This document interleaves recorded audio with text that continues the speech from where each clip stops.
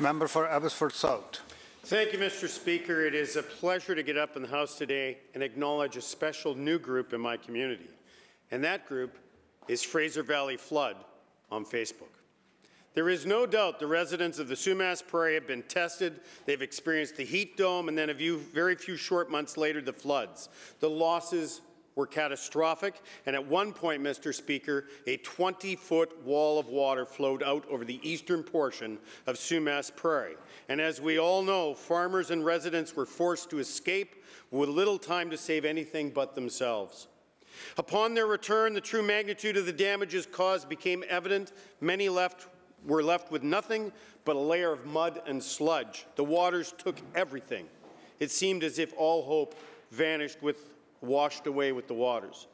Mr. Speaker, farmers and those who call this farmland home are a special diverse lot, but they do share a few common traits, and they're tough, they have grit and courage many of us will never know.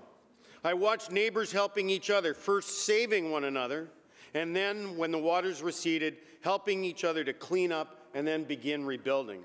Far too often we hear about the negative aspects of social media, but Mr. Speaker, I would like to say there's a group who realized social media was a tool that can be used for good, a way to help one another, and that group is the Fraser Valley Flood. Currently, its membership is 12,000 and growing.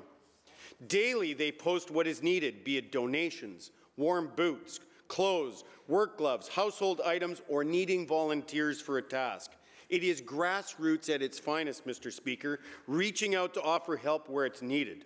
So, Mr. Speaker, if anyone is looking for a way to help, go check out Fraser Valley Flood Group on Facebook.